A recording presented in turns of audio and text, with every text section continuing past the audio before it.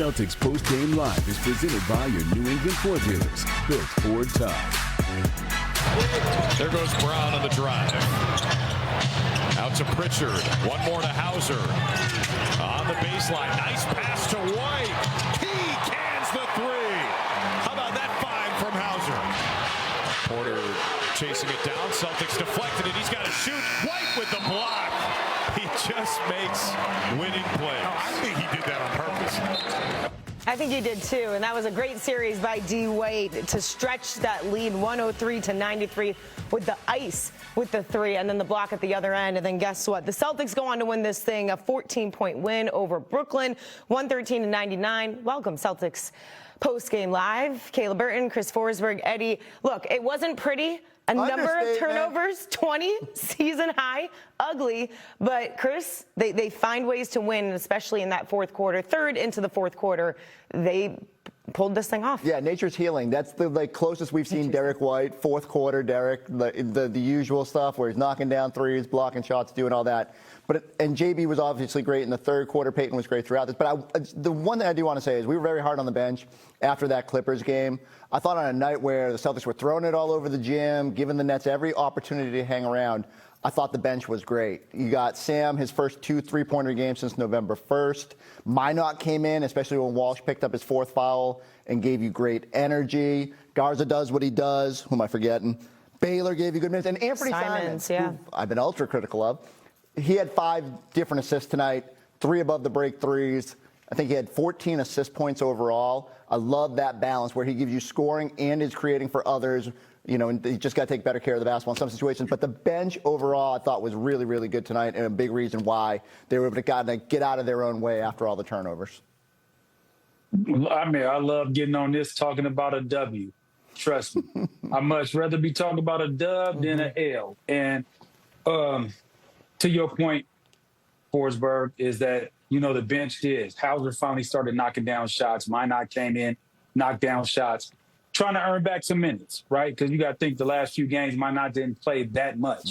You know what I'm saying? Because Jordan Walsh. Now it's almost like, okay, who has the hot hand? Is it Minot or is it Jordan Walsh? So now there's competition between those guys. So within the team, within the game at the same time. So it's going to bring the best out of both of them. And I think that's what Joe is trying to do, especially with that bench unit. But again, I want to say, was it 66 points? D. White, JB, and Payton Pritchard. And the last game, what was that? 63 and 20. So 85 points the last game. So that's the big three right now. These three are going to have to help carry this team. They're going to have to show up night in and night out. The bench is going to have to show up. But what can't show up is 20 turnovers, 12 in the first half, and then 8. You almost, close to matching that. You can't do that. But 26 assists, I did like that part of our game. Yeah, and off of those turnovers, the Nets went on 24-8 in terms of fast break points. But you mentioned it. Some of the bench guys, especially Anthony Simons as well as Josh Minot, who finished here with 10 points as well, was crucial for them. Even Baylor Shireman to get in on some of the action, despite some of the fouls that he had, was still an impact off the bench. But we talked about him. Derek White, 15, 5 rebounds, 4 assists, a couple of steals, a couple of blocks. He stands by with Abby Chin after this game. Derek, how much do you enjoy the fourth quarter of a close game? What does it bring out of you? I don't know, it's fun. It's a get to play this game, and I mean, when the game's on the line, just the moments that you kind of dream about. So, got 2 really good looks. Shout out to everybody that was out there, making those hustle plays, and they able to knock some down. Yeah, winning plays from you, Sam Hauser, Payton, Jaylen. What fueled that run in the fourth? It's all those little plays, second chance points, and then we were active defensively. So we know we got them in a couple of days, and we got to be better than we were today. So learn from this and get better. You had as many blocks as the Nets team, but be honest, when you let MPJ go by you for the reach around, do you do that? You let him go? Well, there wasn't much time on the shot clock, so I thought he was going to shoot the half court, and then he just kept dribbling, and so just trying to make a play. You said you guys have a little bit of momentum here. You're above 500 for the first time this season, have won 3 straight. What do you like about the way you're trending? I mean, mean, it's a long season. We just got to keep getting better. Can't be satisfied with anything, and it's a big stretch for us. Derek, thank you. Congratulations. Derek White there, 15. I mean, he was just in 15, 6 of 15, 3 of 10, and he goes on to win it with the Celtics. As we welcome in Drew and Scal to the conversation. You know what's interesting, guys? I really felt like the momentum started to shift when Sam Hauser got that steal in the fourth quarter, hit Nimi for that dunk, and then things started to just have that ripple effect. But you can go from that steal all the way to Derek White making some plays, the blocks, the steals, all of it. Yeah, Kale, I thought Sam Hauser played well tonight. He made a couple of threes. Like Forsberg said, first time in a while where Sam has done that. He was a plus 22, which was the best on the Celtics roster. So even though it still feels like, Scott, we're waiting on that howitzer explosion, Sure. It does feel like that's coming, and he played good minutes tonight. Yeah, and I thought the defense in the second half picked up. We still turned the ball over a lot, not as much as we did in the first half, but we got locked in. And whether it's Sam Hauser getting the open shots, which is nice, or Payton Pritchard or Derek White in the fourth quarter, you still got to take care of the ball. You got to play defense. You got to rebound, and that's how it happened. And watch this magic.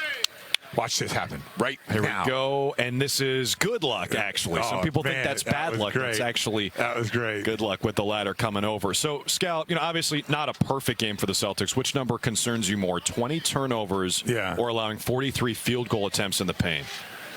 Probably the 20 turnovers, right? Like, if the Celtics want to take away the three, which I don't know why they would against that team. They're not a great shooting team, but you should be able to control that. You should never turn the ball over the way we did. And there were plays in which Brooklyn is up the floor, 2 guys on the ball at half court.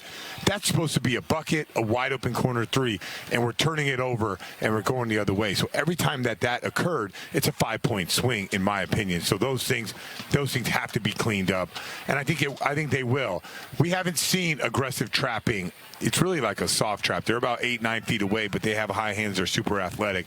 We'll see if the Celtics make adjustments to that, and let's see what they do on Friday. Yeah, keep in mind that has not been a problem for the entire season. Celtics, 11 turnovers per game, which is best in the league by a pretty healthy margin. 20 of them tonight, but they still win. Kayla, and we're going to try to bring some of this magic winning dust back with us to TD Garden and make it 4 in a row. And before you go, Scal, one of my favorite parts about tonight, other than the Celtics winning, was replaying your highlight tape, those dunks. I will say, you dunked on Kurt Thomas. You may have taken his black card. You'll never take mine, baby. You will not take mine. How long were you waiting for that, Breezy? I You saw wrote it on that down Twitter. 2 hours I said, ago. did he just say that? So you took his. I give it to you. Those dunks are ridiculous. Is Twitter blowing up by me saying I took his black card? Comments. You gotta love it. You ain't taking mine. Man. All right, fellas. Good stuff. We'll see you back here on Maybe don't check the Right. mentions. I had to throw it out there. All right, Drew and Scal there. And the Celtics go on to win this thing 113-99, the final. You see it there. Jaylen Brown finishing with 29 points, 4 boards, 4 dimes. We got more coming up. We're going to obviously get to the Tommy Award. We're going to hear from Joe Mazzulla. A whole lot more here on Celtics